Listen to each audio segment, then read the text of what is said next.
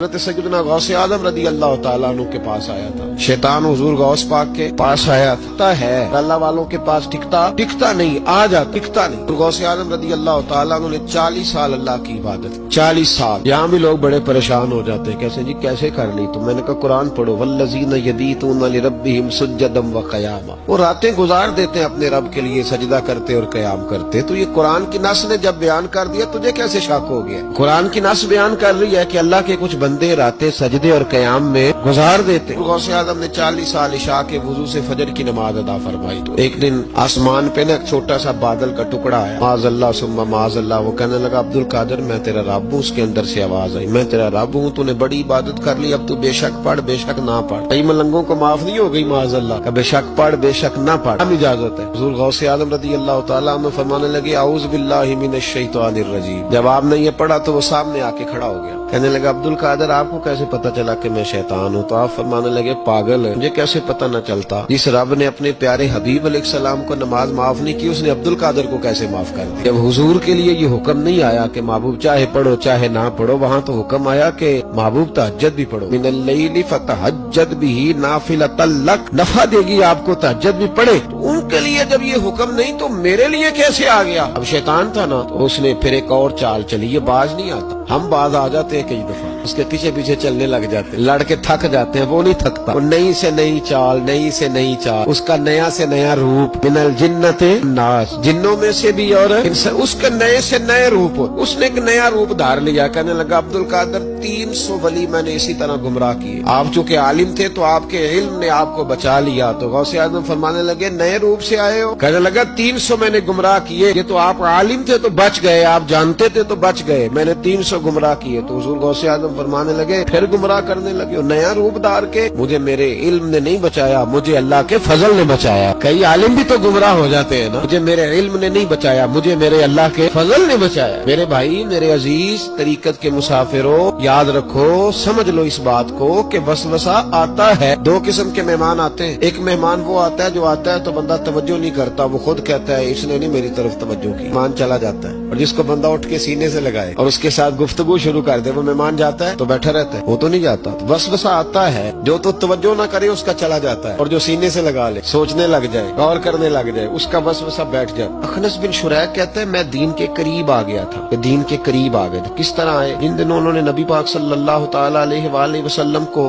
شیب ابی طالب میں قید کیا ہوا تھا نا. اللہ کے محبوب علیہ السلام رات کو پہاڑ پر بیٹھ کر قرآن پاک کی تلاوت فرماتے تھے. کوئی اچھا قاری قرآن پڑھے تو دل کرتا ہے سننے دل کرتا ہے یار تھوڑا سا نا اور پڑھ. کوئی اذان پڑھ رہا تھا تو شاعر گزر رہا تھا تو شاعر کا دل مچلنے لگا. کہنے لگا ذرا ٹھہر جا مؤذن میرا دل دہل رہا جلدی ختم نہ کر یار مجھے لطف آ رہا ہے تھوڑے قصیدے اور پڑھ. کوئی اچھا قاری قرآن پاک پڑھے نا اچھا قاری بندہ مست ہو جاتا ہے. تو مجھے بتاؤ جب یاسین والے رسول خود یاسین کی تلاوت کر مدثر والے محبوب کی زبان سے خود مدثر کے جملے نکلے اور جب مزمل والے محبوب خود مزمل کا ذکر کرے پھول جڑتے ہوں گے کلیاں مہکتی ہوں مانا سارا مہک و ٹھنڈک سے بھر جاتا. نبی پاک صلی اللہ علیہ وسلم پہاڑ پہ بیٹھ کے پڑھتے تھے رات کو تو وہاں نا ابو سفیان بھی آ گئے سنتے سنتے. چونکہ انہوں نے پابندی لگائی ہوئی تھی کہ کوئی بھی بندہ وہاں نہ جائے. سوشل بائیکاٹ معاذ اللہ کیا ہوا تھا کوئی نہ ادھر جائے. تو سنتے سنتے ابو سفیان آ گئے. کہتے ہیں حضور قرآن پاک پڑھ رہے تھے تو مجھے لطف بڑا آیا سننے کا. تو وہاں ایک قریب جھاڑی تھی تو ابو سفیان جھاڑی میں بیٹھ گئے. ساری رات نبی پاک نے قرآن پاک پڑھا اور ساری رات انہوں نے سنا. کہتے ہیں اب مجھے نہیں پتا تھا کہ اخنس بن شریح بھی کہیں آیا ہوا ہے. اس نے بھی وہی بھی یہ دیکھنے آیا کہ کہیں کوئی وہاں آیا ہوا تو نہیں. وہ بھی کسی کونے میں جھاڑی میں بیٹھ گیا. حضور قرآن پاک کی تلاوت فرماتے رہے وہ ساری رات سنتا رہا. ادھر سے کہیں ابو جال بھی آ گئے. پتھر دل تھا پر میرے مصطفیٰ قرآن پڑھتے تھے تو کان اس کے بھی کھڑے ہو جایا کرتے. ساری رات تلاوت سنتے رہے. تینوں پکے کافر جھاڑیوں میں بیٹھ کر تلاوت سنتے رہے. صبح جب جانے لگے تو ملاقات ہو گئی. تو کدھر آیا تھا. اس نے کہا پہلے تو بتا تو کدھر آیا تھا. میں تو آیا تھا دیکھوں کوئی آیا تو نہیں. میں تو کدھر. اس نے کہا میں بھی یہی دیکھنے آیا تھا کہ یہاں کوئی آتا جاتا تو نہیں. ابو جال زیادہ شاطر تھا. کہنے لگا خبردار کل کوئی نہ آئے. آج تو آ گئے کل نہ ہونا. اللہ اکبر. لیکن جہاں دل لگا ہوتا ہے نا وہاں دل کھینچا چلا جاتا ہے. دل جہاں لگ جاتا ہے وہاں دل کھینچا چلا جاتا ہے. یہ دل کا بھی اپنا ایک معاملہ ہے نا. اب لگ گیا تھا قرآن پاک کی تلاوت سے. کہتے ہیں رات کو اپنی چارپائی پہ لیٹے. درد اگرچہ جان گزل ہے میں کیا کروں میرا دل ہے. غمیش کا اگر نہ ہوتا تو غم روزگار ہوتا. وہ مزہ آتش نے کہا تھا وہ مزہ دیا تڑپ نے. میری آرزو ہے یا رب دونوں پہلوؤں میں دل بے قرار ہوتا. कहते हैं कि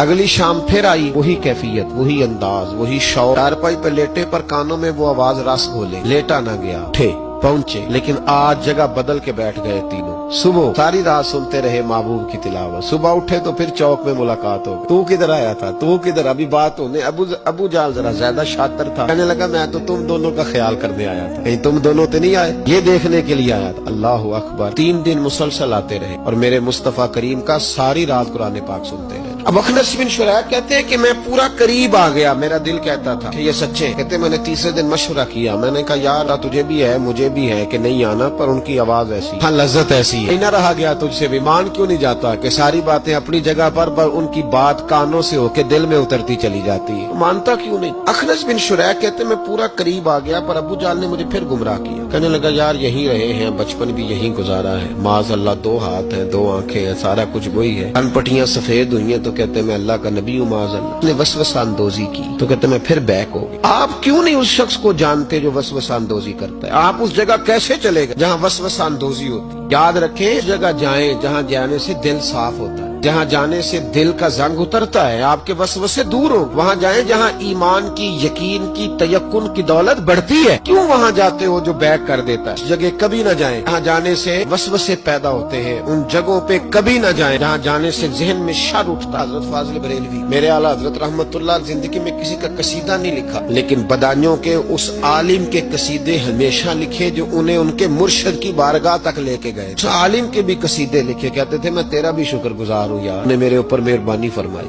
वसवसों वाली जगह से हट जाएं, उस जगह से हट जाएं जो वसवसे पैदा करती है। जम जाए उस जगह पे जहाँ से वसवसे दूर होते हैं, यकीन की दौलत मिलती है।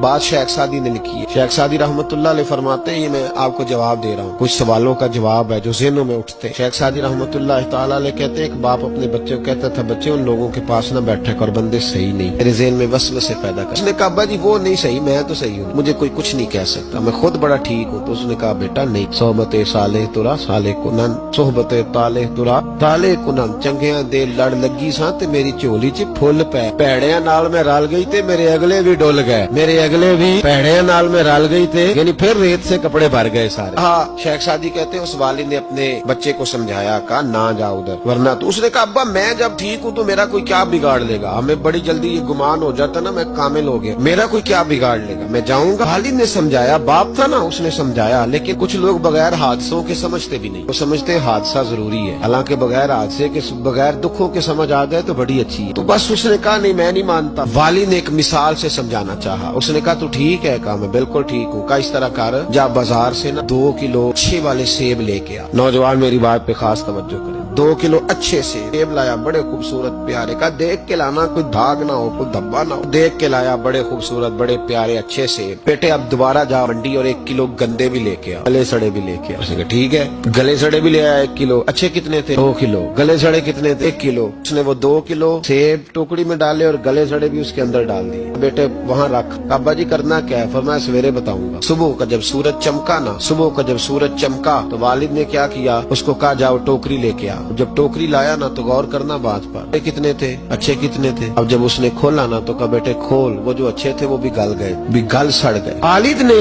अपने बेटे को समझाया, उसने कहा बेटा ये जो शर होता है ना ये जल्दी फैलता है, शर होता है ना जल्दी फैलता है, नापाकी थोड़ी सी होती है पर गुस्ल सारे वजूद को करना पड़ता है, सारे वजूद को नापाकी थोड़ी सी होती है। और आप देख लें कि उसके लिए सारा बदन दोबारा से, तो शर थोड़ा सा भी आए तो मैल कुचैल कर देता है। इतना सा भी शर जो होता है ना वो बहुत सारी जगह पे खराबी पैदा करता है। ओ भाई पेशाब का एक कतरा भी दूध में गिर जाए पूरे भरे हुए बर्तन में तो दूध पीने के काबिल, समझ लो बात। आपने ये कैसे कह दिया कि एक बंदा जरा मेरा गलत है जी बाकी सारे सही है? वो शर थोड़ा भी जो होता है ना, थोड़ा भी वो गलबा करता है, वसवसांदोजी करता है।